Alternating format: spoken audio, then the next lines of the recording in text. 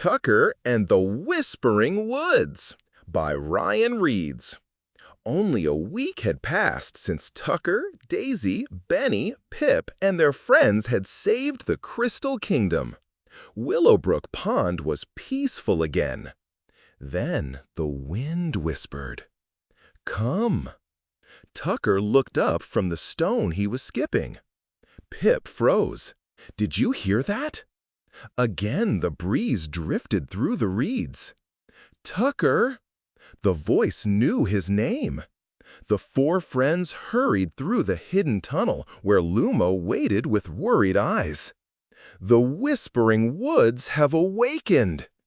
King Orion spread an ancient map across a crystal table. A golden feather rested on top.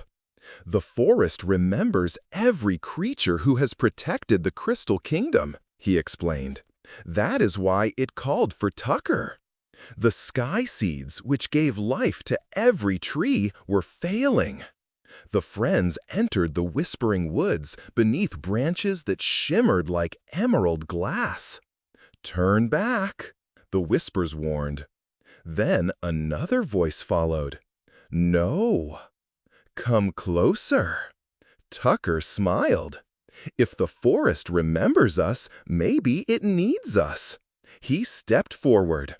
Somewhere high above, hidden eyes watched.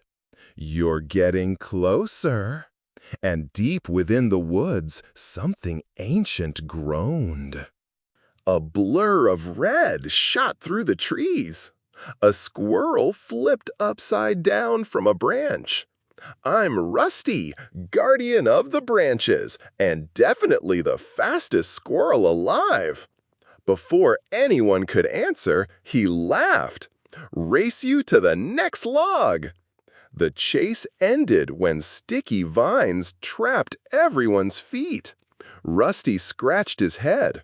"Maybe I should have mentioned those." Golden lights floated through the air. Hundreds of fireflies gathered into the shape of a graceful figure. "I am Willow." Her smile faded. "The Heartroot Tree is dying." The whispers grew louder. "Hurry!" The forest opened into a breathtaking clearing. The heartroot stretched into the clouds. Waterfalls poured from its branches. Birds nested in hollows the size of cottages. Yet half its bark had turned gray. Its roots were darkening. "Help us," the wind pleaded. Tucker spotted a tunnel beneath one enormous root. Beside it rested what looked like a giant moss-covered boulder. Then it blinked. Two ancient eyes slowly opened. The rock lifted its head. It had been watching them all along. The moss-covered giant rose, flowers sliding from his shell.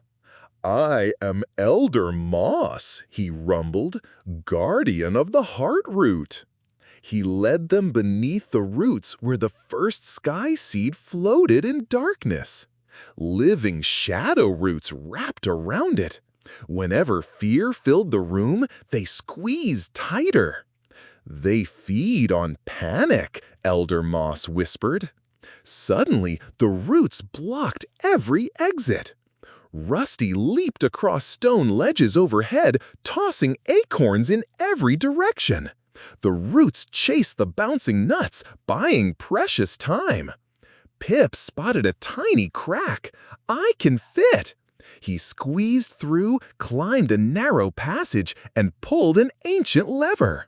A hidden gate burst open. Light flooded the chamber. Then Elder Moss turned to Tucker. "If we restore the seed, the tunnel home may close forever." Silence. Daisy gently placed a wing on Tucker's shell. "Whatever happens," she whispered, "we go together." Tucker remembered trusting Argon when no one else would. He nodded. "If helping means losing my way home, it's still the right thing to do." The whisper softened. "Thank you." and for the first time, the shadow root stopped moving. Tucker stepped beside the first sky seed and gently placed both hands upon it. For one long moment, nothing happened. Then Willow rose into the air. My fireflies remember the oldest song in the forest. Hundreds of tiny lights spiraled around the chamber until they shimmered like a sky full of stars. Pip began humming a cheerful melody. Daisy softly joined in. Benny tapped his tail against the stone floor to keep the rhythm. Soon, even the whispers found their voices. The cavern filled with a song no one had heard for centuries. Rusty raced along the rocky walls, dropping acorns into tiny cracks as he leapt. To everyone's amazement, little green sprouts burst through the stone, pushing back the creeping shadow roots. "They're growing!" he shouted. The dark roots tightened one final time around the first sky seed. Elder Moss smiled. "They are not our enemies," he said quietly. "They only held on because they were afraid of losing the light." Instead of tearing them away, Benny carefully untangled them while Tucker held the seed steady. Slowly, the roots relaxed. A single emerald spark flickered inside the first sky seed. Then another. Suddenly, brilliant green light exploded through the chamber. It rushed through every root beneath the heartroot tree like rivers of lightning. Outside, gray bark melted away. Golden leaves unfurled across thousands of branches. Flowers bloomed in every direction. Waterfalls sparkled brighter than diamonds. One by one, every tree in the Whispering Woods lit up until the entire forest shimmered like a sea of emerald stars. The whispers drifted gently through the breeze. You listened. You believed. You saved us.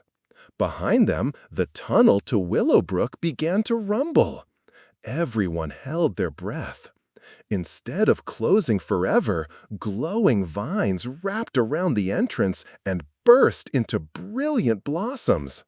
The flowers formed tiny turtle shell patterns woven into the archway, as if the forest itself was thanking Tucker for his courage. Elder Moss bowed his head. The Whispering Woods will always remember those who choose kindness over fear. And for the first time in centuries, the forest sang with joy. That evening, the Whispering Woods glowed brighter than anyone could remember. Lanterns woven from flowers and vines hung from every branch.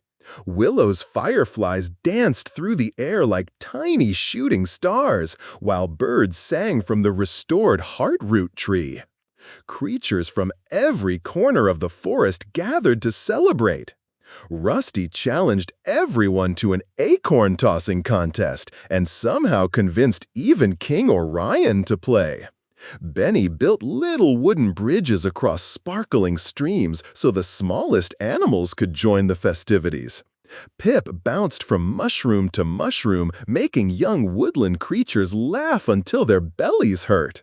Even Elder Moss, who rarely moved, smiled as children climbed onto his enormous shell and slid down like it was the oldest playground in the world. As music echoed through the trees, King Orion raised his wings. "Today, you reminded us that true courage is not the absence of fear," he said. "It is choosing kindness even when fear is greatest." When the celebration ended, Tucker noticed something shining beneath a patch of wildflowers. He bent down and carefully picked it up. It was a long silver feather, unlike anything he had ever seen. The moment King Orion saw it, his eyes widened. "A silver phoenix feather," he whispered. But they disappeared 1,000 years ago. No one knew how it had gotten there. Tucker tucked the feather safely into his backpack, and the friends began walking home through the glowing tunnel beneath Willowbrook Pond. Halfway through, Pip suddenly stopped. Wait!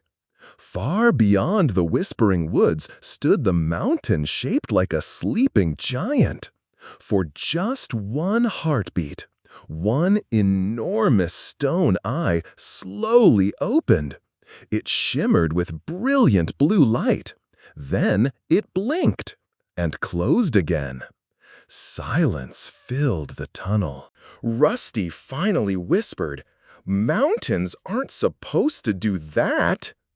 At that exact moment, the silver feather inside Tucker's backpack began to glow. Its silver quill transformed into streaks of brilliant sapphire blue. King Orion gasped. Phoenix feathers only awaken when their owner is alive. A cool breeze swept through the tunnel. It carried one final whisper. "Find me." Tucker looked toward the distant mountain and smiled. "I think," he said quietly, "our greatest adventure is still waiting." The glowing feather pulsed once more, and somewhere beyond the hills, something answered. The end for now.